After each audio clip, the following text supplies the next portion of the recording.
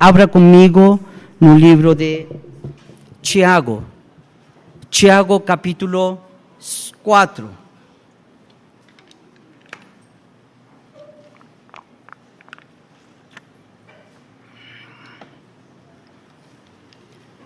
Tiago, capítulo 4.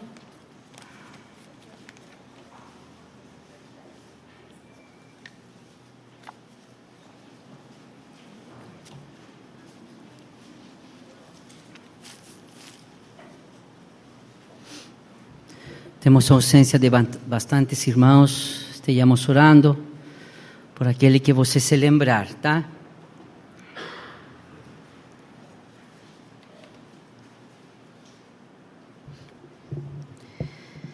Todos acharam, amados? Capítulo 4 do livro de Tiago. Diz: de onde procedem guerras e contendas que há entre vós? De onde, senão dos prazeres que militam na vossa carne? Cobiçais e nada tendes, matais e invejais e nada podeis obter. Viveis a lutar e a fazer guerras, nada tendes, porque não pedis. Pedis e não recebeis, porque pedis mal, para esbanjardes em vossos prazeres. Infiéis, não compreendeis que a amizade do mundo é inimiga de Deus? Aquele, pois, que quiser ser amigo do mundo, constitui-se inimigo de Deus. Ou supondes que em vão afirma a Escritura, e consume que por nós anseia o Espírito, que Ele fez habitar em nós? Antes Ele dá maior graça, pelo que diz: Deus resiste aos soberbos, mas dá graça aos humildes. Sujeitai-vos, portanto, a Deus, mas resisti ao diabo, e ele fugirá de vós. Chegai-vos a Deus, e ele se chegará a vosotros. Purificai as mãos, pecadores, e vós que sois de ânimo dobre, limpai o coração. Afligi-vos, lamentai e chorai. Converta-se o vosso riso em pranto e a vossa alegria em tristeza. Humilhai-vos na presença do Senhor, e Ele vos exaltará. Amém. Este é um texto muito conhecido, amados. Acho difícil você, a não ser que você seja novo na fé, você não ter lido ou escutado falar desta passagem. A verdade é que esta passagem é uma passagem muito angustiosa. Ela, se você ver, esta passagem cheira a rebelião. Esta passagem cheira a soberba. É uma passagem, se pudermos dizer assim, que, em certa maneira, fede rebeldia. É uma passagem ruim. É uma passagem que cheira a mundanismo, cheira a princípios mundanos. É uma passagem obscura para a vida da igreja. Mas a nossa má notícia, amados, que esta não é uma passagem para os mundanos. Não é uma passagem para aquele que não conhece Deus. Lamentavelmente, temos que dizê-lo, é uma passagem para mim e para você. É lamentável, mas é a voz do Senhor falando para a igreja. E eu queria, com toda a reverência, encarar esta passagem com vocês. Vamos encará-la na graça do Senhor. Vamos ver o que esta passagem nos diz.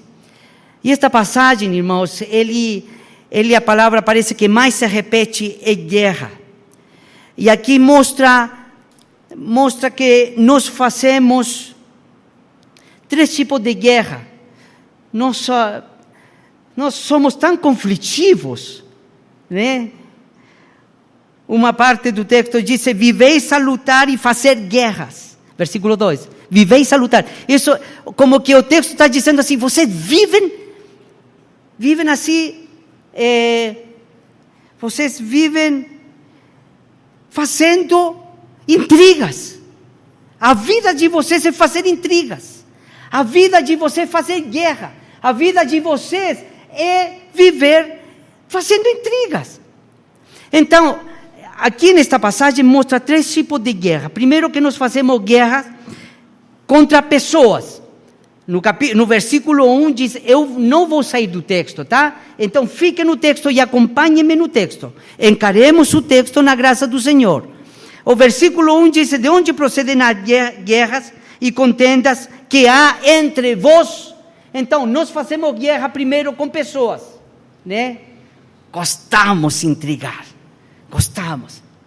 Depois o texto nos mostra que fazemos guerra com nós mesmos. Dentro de nós existe uma guerra. Versículo 2 diz, cobiçais e nada tendes, matais e invejais, e nada podeis obter. Depois diz, parte C, diz, viveis a lutar e a fazer guerras. Há conflito dentro de nós. Nós fazemos guerra dentro de nós. E a outra guerra que nos menciona é a guerra contra Deus. Está no versículo 4. Diz, infiéis, não compreendeis que a amizade do mundo é inimiga de Deus? Aquele, pois, que quiser ser amigo do mundo, constitui-se inimigo de Deus. Então, o texto nos mostra estes 3 tipos de guerra. Irmãos, como que um crente pode fazer guerra contra Deus? Se diz que o ama, se diz que o adora, se diz que o serve, como que um crente pode, um cristão verdadeiro, que nasceu de novo, pode fazer guerra contra Deus? O texto nos volta a dizer, nos menciona, quando nós fazemos amizade com o mundo, nós fazemos guerra contra Deus. Nós, de alguma maneira, nos tornamos inimigo de Deus. O texto também nos mostra que nesta guerra contra Deus, há 3 coisas que de alguma maneira se tornam nossos amigos. Claro, porque o texto diz que quando nós nos tornamos amigos do mundo, nós nos tornamos inimigos de Deus. Então aqui é quando parece que chegam 3 amigos nossos e dizem, nós vamos estar contigo nesta guerra contra teu Deus. E estes 3 amigos nossos, que entre aspas não deveriam nunca ser nossos amigos, estão também no texto. Eu vou lhe mencionar. Aqueles 3 parceiros contra nossa guerra de rebelião contra Deus é o mundo, a carne e o diabo. E estes 3 inimigos os mostra o texto também. O mundo, por exemplo, está no versículo 4. Leia comigo. Infiéis, não compreendeis que a amizade do mundo. Aí temos nosso primeiro amigo, que nesse caso não se torna nosso inimigo. Se tornará nosso inimigo quando nós comecemos, irmãos, a tomar uma postura séria com respeito ao mundo. Mas se nós nos tornamos amigos do mundo, nos tornaremos inimigos de Deus. Esse é o primeiro aliado. O outro aliado é a carne. Versículo 1 diz, de onde procedem guerras e contendas que há entre vós? De onde? Senão dos prazeres que militam na vossa que? Carne. Aí está o segundo aliado nosso, nesta guerra, que lamentavelmente nós, muitas vezes temos contra Deus. E o terceiro inimigo, versículo 7, o diabo. Sujeitai-vos, portanto, a Deus, mas resistir ao diabo. Eu quero rapidamente, pela graça do Senhor, conversar um pouquinho sobre estes 3 inimigos. Primeiro, o mundo. Irmãos, o mundo, quando falamos do mundo, quando o texto fala do mundo, não está falando de pessoas. Não está falando da terra, do globo. Quando está falando do mundo, está falando de uma sociedade com seus valores totalmente contrários a Deus. De uma sociedade totalmente contrária aos princípios de Deus. Filosofias humanistas, relativismo, desconstrução de valores. Não é isso que estamos vendo hoje na nossa sociedade? Como estão querendo destruir valores próprios da família. Família já não é o que nós conhecemos como família. Há vários tipos de família, né? E esses são os valores que o mundo, quando fala do mundo, não está falando de pessoas, está falando justamente destes princípios. Se o mundo valoriza o dinheiro,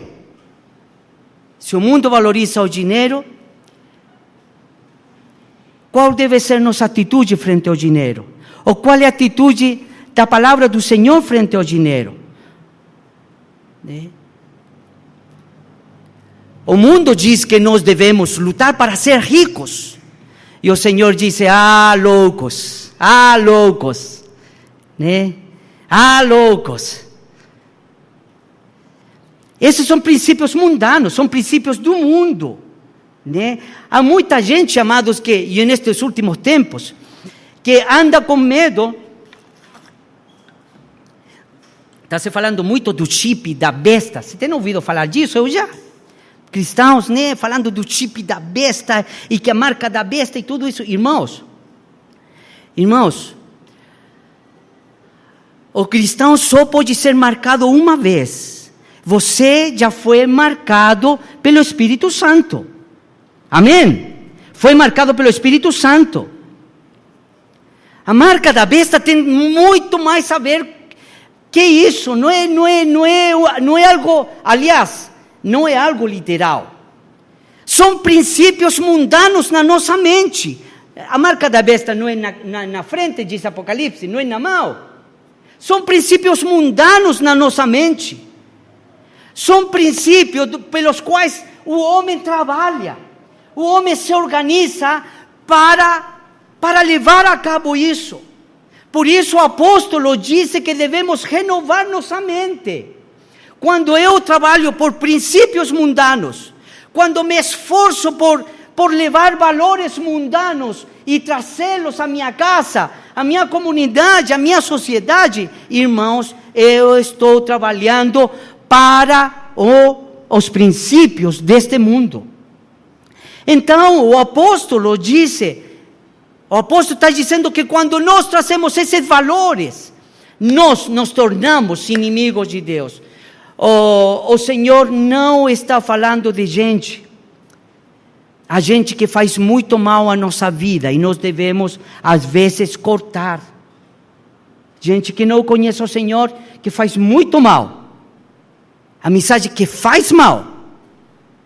Mas em geral, irmãos, nós temos que ir e não podemos fugir, porque nós trabalhamos, nós estamos no mundo, eu trabalho, eu compro, eu vivo, tenho que me relacionar com gente. Não está falando disso o apóstolo. Está falando de que esses princípios entrem na nossa casa, princípios mundanos, princípios do mundo, princípios satânicos. Irmãos, e quando um crente começa a se tornar amigo do mundo, isso é gradativo, sabe? É gradual. Parece que vai de uma escada a outra, de um degrau a outro. Primeiro se torna amigo do mundo. Ele começa, sabe assim, a negociar com princípios cristãos. Não tem nada demais. Não tem nada demais. Depois, outro degrau, ele começa a se contaminar com o mundo, né? Se começa a contaminar. Depois que está contaminado, depois ele começa, amados, a amar o mundo. Já não é só deixa para lá, sabe? Está tudo bem. Irmãos, já começa a amar as coisas e princípios e valores que são mundanos. Depois, outro degrau, ele começa a se conformar com o mundo. Claro, já começou a amá-lo, aí já se começa a conformar. Sabe, e qual é o chamado do apóstolo? Não vos conformeis a este século, mas transformai-vos. E quando já um cristão começa a se conformar com o mundo, ao final, se torna igualzinho a alguém que tem princípios do mundo. É a mesma coisa. A mesma coisa. Né? Você nem percebe. É a mesma coisa. Um cristão nascido de novo e aquele que tem princípios e valores não cristãos. Igualzinho.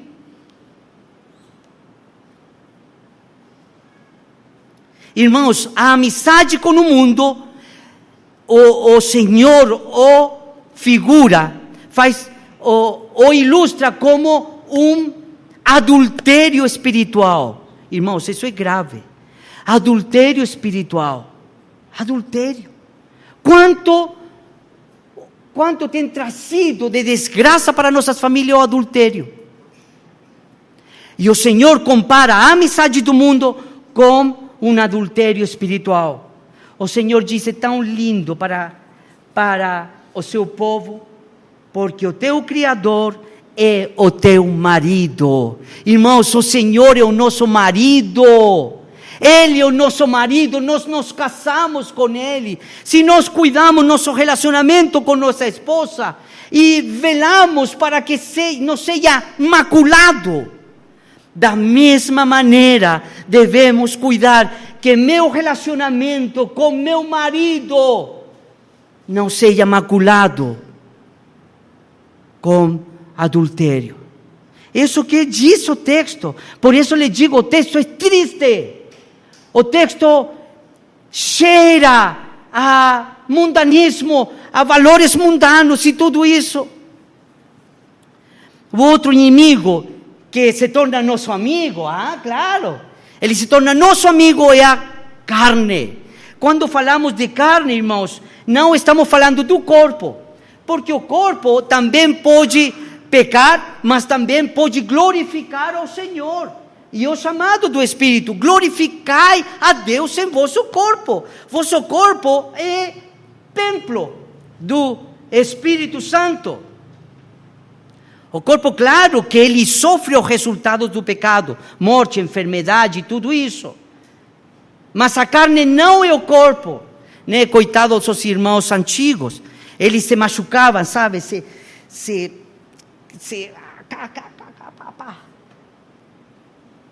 Por quê? Porque achavam que o corpo era... Irmãos, não era o corpo.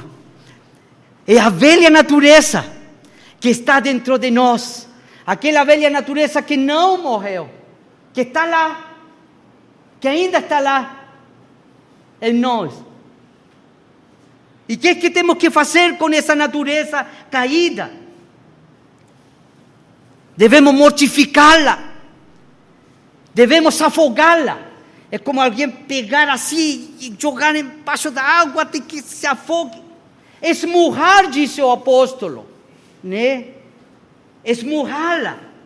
E ele diz assim: eu esmurro minha carne e a reduzo à servidão. Isso quer dizer que minha carne a transformo em meu escravo, e não eu escravo da minha carne. Porque são duas coisas diferentes. Irmãos, se nós nos tornamos escravos da nossa velha natureza, estamos perdidos. Estamos perdidos. Mas Paulo disse: não, eu pego minha carne, a esmurro, e além do mais de esmurrar, transformo em meu cão, em meu escravo. Eu não devo obediência à minha carne. É ela quem deve obediência a mim, ao Espírito Santo que está em mim. Isso que devemos fazer, né? Fugir, irmãos, não é um gesto desprezível, porque o apóstolo nos chama a fugir da tentação, a fugir dos momentos de dificuldades, momentos de acoso da nossa carne. José no Egito fugiu de uma mulher. E não foi desprezível aquele ato, não. Foi glória para Deus. A maneira de vencer as tentações da velha natureza, da nossa carne, é fugindo. Fugir do lugar, fugir do ambiente, fugir do momento, fugir da tentação, fugir daqui, fugir de lá, fugir de uma proposta indecente, fugir de um negócio que não seja agradável diante do Senhor. Fugir. E o terceiro inimigo é o diabo. Inimigo que se torna, a vezes, nosso parceiro, né? Em nossa rebeldia contra Deus. É a trilogia do mal, a pior: carne, mundo e o diabo. Que trilogia linda, né? Contra o Senhor. Irmãos, o pecado que aparece aqui é o pecado de Satanás. Versículo 6. Diz: antes ele dá maior graça, pelo que diz, Deus resiste ao soberbo. A quem Deus resistiu no princípio? Ao grande soberbo. Ao soberbo mor. Quem é o soberbo mor? Satanás. Ele é o grande soberbo. Depois, no versículo 10, por isso diz: humilhai-vos na presença do Senhor. O grande pecado de Satanás é a soberba, o orgulho, a vaidade. Irmãos, e como é que nós somos tentados nessa área? Né? Um dos grandes, irmãos, prestem atenção no que vou dizer.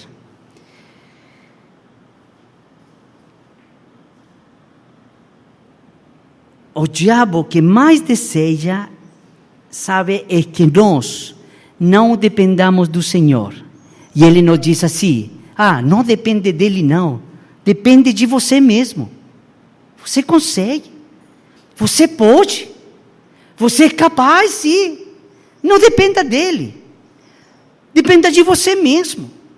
Essa é a grande mentira de Satanás.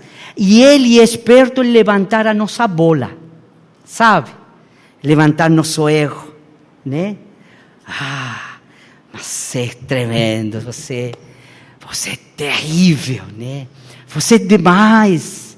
Como que você consegue? Mas olha só você. Você conseguiu, era pobre, mas você conseguiu um título universitário. Olha onde você está. Olha o dinheiro que você está ganhando. Olha a grana que você está. Olha, todo mundo te reconhece, você viu? Você viu como você é importante? Você viu? E em casa, tua mulher nem te reconhece. Né? Olha, tua mulher não te reconhece. Na igreja, ninguém te reconhece teu trabalho, teu serviço. Irmãos, tenha cuidado, porque uma das coisas que ele faz muito bem, aliás, é levantar a nossa bola, levantar aquele ego nosso, sabe? E dizer: bem feito, você é o cara. Isso que Pedro achava, né? Pedro achava que o Senhor se Pedro tivesse perguntado ao Senhor: Senhor, de 1 a 10, quanto você acha que eu sou? Pedro achou que o Senhor ia lhe dizer: Pedro, acho que você é 9. Bom, beirando 10. Né? Mas Pedro não sabia que o modo de Deus medir não é de 1 a 9, né? Ou a 10. É de 10 ao 0. Essa é a maneira que Deus mede, que o Senhor Jesus mede. Entre mais alto, pior. O Senhor quer que sejamos 9, que sejamos 8, que sejamos 7, que sejamos 6, que sejamos 5, que sejamos 4, que sejamos 1 e que um dia cheguemos a ser 0. Já não vivendo mais para nós, sino que vivendo para aquele que viveu e ressuscitou, que morreu e ressuscitou por nós. Amém, amados? Cuidado, irmãos, com o diabo, porque ele não é tonto.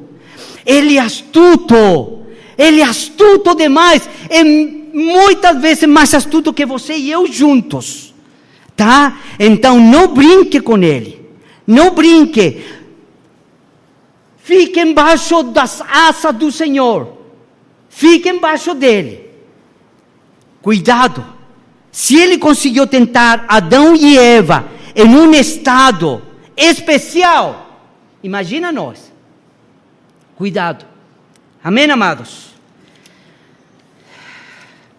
Para concluir, o texto, graças a Deus, o texto cheira mal, o texto é ruim, o texto tem, sabe, um ar difícil, mas o Senhor também aqui me dá, sabe, me dá, como lhe digo assim, o jeito de enfrentar estes inimigos que assim, de repente vêm com papo fiado e querem se tornar meus amigos. Como podemos vencer estes três inimigos de Deus e nosso? Primeiro, amados, versículo 6, trilhe o caminho de uma graça maior. Versículo 6, primeira parte diz, antes Ele dá maior graça. Antes Ele dá maior graça. Irmãos, Deus está incansavelmente do nosso lado. Em meio destas lutas, destas guerras que nós provocamos e que são auspiciadas e que são validadas pela carne, pelo mundo, pelo diabo, irmãos, Deus está incansavelmente do nosso lado em meio destas lutas. Aleluia! Irmãos, isso me entusiasma. Deus está de meu lado. Trilhe o caminho de uma graça maior. Irmãos, em meio destas lutas, destas guerras, Ele nos dá todas as ferramentas, todas as armas que precisamos para combater estes inimigos impiedosos.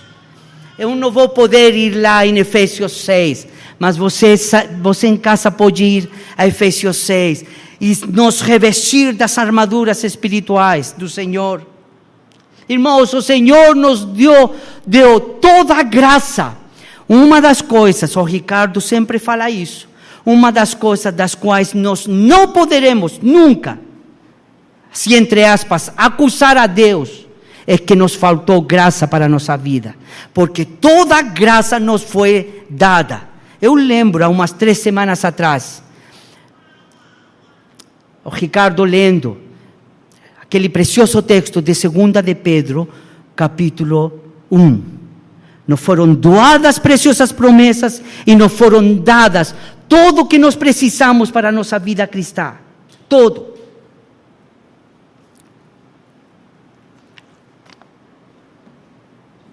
O Senhor, quando entra Josué à terra prometida, todo tremoso, com todo temor, e o mundo dizendo não vai dar certo, o Senhor lhe disse a Josué: todo lugar que pisar a planta do vosso pé será teu. Amados, é só ir avançando no Senhor. Todo lugar que espiritualmente você avançar e todo que conseguir pegar do Senhor nas esferas espirituais, nos lugares celestiais, riqueza de Cristo aqui, território de Cristo acá, riqueza, tesouro de Cristo, todo lugar que pisar o nosso pé. É só avançar, avance no Senhor, não fique atrás, avance, que tudo que você pisar será seu no Senhor. Trilhe o caminho da graça, de uma graça maior, em meio destas lutas. O Senhor lhe disse a Josué: ninguém poderá te resistir todos os dias da tua vida. Irmãos, essas promessas lá são para nós, não era somente para eles. Irmãos, a terra está aí, as riquezas estão aí, Cristo está aí, os tesouros insondáveis estão aí. Ninguém poderá te fazer frente, ninguém, nem sequer estes inimigos. Seja forte e muito corajoso. Irmãos, isso Às vezes nos falta sermos fortes e corajosos. E por último, o Senhor lhe diz a Josué: não pare de falar deste livro da lei, chave. Para as outras darem certo, não podemos descuidar este livro da lei. Não pode ser ausente na nossa vida. Não pare de falar deste livro da lei. Antes medita nele de dia e noite. Então farás prosperar o teu caminho e serás bem-sucedido. Aleluia! Irmãos, como precisamos ver cristãos bem-sucedidos. Eu não estou falando de dinheiro. Não estou falando de dinheiro. Como precisamos ver uma geração de irmãos bem-sucedidos, que amem ao Senhor, que sirvam ao Senhor, que em meio de dificuldades, às vezes com pouco dinheiro, amem ao Senhor. Isso é ser bem-sucedido para o Senhor. Trilhe o caminho da graça. Ande com o Senhor. O Senhor está por perto. Outro conselho do Senhor para vencer nossos inimigos está no versículo 7. Diz aí a primeira parte: sujeitai-vos,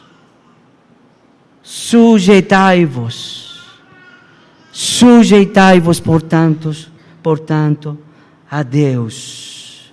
Irmãos, esta é uma palavra, no grego, uma palavra militar. Está dizendo assim: o soldado coloque-se no lugar que o seu general o colocou. O soldado faça o que seu general o mandou fazer. Isso, no fundo, é dizer: sujeitai-vos a Deus. Irmão, irmã, o que o Senhor mandou fazer você? Fique nesse lugar. Faça o que o Senhor lhe mandou. Isso é se sujeitar a Deus. Isso, irmãos, repele o mundo, repele Satanás, repele nossa carne. Se sujeitar a Deus, é isso. Renda-se incondicionalmente. Coloque todas as áreas da sua vida em sujeição na autoridade do Senhor Jesus. Ele é o rei, amados. Ele é o general. Ele que manda. Irmãos, em um trono não dá lugar para dois. Nem por muito fraquinho que seja, é dizer, magrinho. Não dá. Há um lugar para só um. Irmãos, nós não teremos vitória até que caia nossa ficha em relação a isso. Ou é Ele que manda, ou sou eu que manda. E quando Ele diz que Ele manda, aí eu começo a ver essa escritura, que Ele diz para mim como esposo: esposo, ame a sua esposa. Que diz o general com respeito ao homem, ao marido, à esposa? Esposa, seja submisso a seu marido e o honre. E honre-o. Que diz aos filhos, o Senhor? Diz aos filhos, né? Que vivam em disciplina e em obediência a seus pais. Deixa eu ler, eu me lembrei de uma historinha que tem a ver com o texto, né?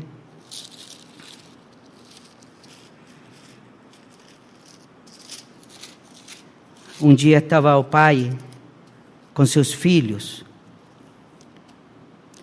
né? E se sentou na mesa. Se sentou na mesa e disse ao filho: filho, por favor, leia lá em Efésios capítulo 1, versículo 1. E o filho começou a ler o texto na mesa, né? Antes de almoçar. E o filho começa a ler: filhos, obedecei a vossos pais no Senhor, pois isto é justo. Honra teu pai e a tua mãe, que é o primeiro mandamento com promessa, para que te vá bem e seja de longa vida sobre a terra. E o pai fica olhando para o filho e fala: filho, que lindo texto, né, filho? Nossa, que texto maravilhoso. Você poderia ler para mim de novo? E o filho, sabendo que o pai estava falando, começa: filhos, obedecei a vossos pais. E o pai diz: nossa, glória a Deus. Sigue lendo, filho. Aí o filho sigue lendo. Versículo 4 diz assim: E vós, pais, não provoqueis vossos filhos a ira, mas criai-nos na disciplina e na admoestação do Senhor. E o filho fica olhando para o pai e lhe diz: Pai, que lindo texto, né, pai? Que lindo, né, pai? Glória a Deus. Vou ler de novo, pai. Filhos, né? Oh, pai, não provoquei vossos filhos a ira. Irmãos, isso é quando a gente se sujeita, se submete a Deus, é a palavra do Senhor que nos traz essa linha de submetimento ao Senhor. Que outra coisa o texto nos diz, voltando a Tiago, diz: resista ao diabo. Leia o versículo 7, diz: sujeitai-vos, portanto, a Deus, mas resisti ao diabo e ele fugirá de vós. O diabo não é para ser temido, amados. Devemos ter cuidado. Mas o diabo é para ser resistido. Resistido. Não é para ser temido. É para ser resistido. Resista ao diabo. Resista ao diabo com a palavra. O Senhor Jesus fez isso na tentação no deserto. Resista ao diabo com a palavra, com suas convicções cristãs, e ele fugirá, né? Que outra coisa vemos como conselho do Senhor para contrarrestar estes inimigos? Mantenha-se sempre perto do Senhor, né? Versículo 8 diz: chegai-vos a Deus e Ele se chegará a vosotros. Irmãos, né, aqui é interessante. Diz: uma das coisas que devemos fazer é estar sempre do Senhor. Mas você poderia dizer: mas isso é óbvio. Ele sempre está comigo. Aí que tem a diferença. Ele sempre está conosco. Mas que na nossa vida experimental, será que nós estamos cientes que estamos perto dele? Irmãos, quando o filho nosso, ou nós como filho, temos feito algo errado, que é o primeiro que nós fazemos com nossos pais? Nos distanciar. Sim ou não? O filho vai para o seu quarto, fica longe do pai. Aí o pai tem que chamar: vem almoçar, filho. E aí aos poucos ele vai almoçar. Por quê? Porque é algo experimental em nós, é algo natural. Nos afastamos do Senhor. Ele sempre está conosco. Sempre, sempre, sempre. Mas nossa atitude para com o Senhor é uma atitude de afastamento. E isso, amados, uma ovelha, quando se afasta de seu grupinho, é uma presa fácil para a carne, para o diabo e para o mundo. Fique perto do Senhor. Experimentalmente, fique perto do Senhor. Não perca sua comunhão com o Senhor. Irmãos, está resolvido. Da parte de Deus para conosco, está resolvido. Ele sempre estará conosco. Sempre, sempre. Mas, irmãos, nós temos, por uma questão natural, de nos afastar quando nós pecamos. Fique perto do Senhor. E por último, humilhando-nos diante de Deus. Humilhai-vos na presença do Senhor, e Ele vos exaltará. Glória a Deus. E Ele vos exaltará. Aqui não tem a ver outra coisa, senão com relação ao texto. Ele vos exaltará e dará vitória a você e a mim com respeito a estes três inimigos: a carne, o mundo e... se me foi. E o diabo. E Ele vos exaltará. Humilhe-se diante do Senhor. Seja humilde diante do Senhor. Reconheça sua humanidade. E Ele dará vitória diante dos nossos inimigos. Amém, amados? Glória ao Senhor. Glória ao Senhor. Glória a Ele. Ele é o digno de toda adoração, digno de todo louvor. Irmãos, graças ao Senhor, podemos dizer, este texto começa com um cheiro muito ruim, mas pode terminar, para mim e para você, com um cheiro de vitória. Amém? Um cheiro de glória, um cheiro de perfume de Cristo Jesus. Amém? Vamos orar ao Senhor.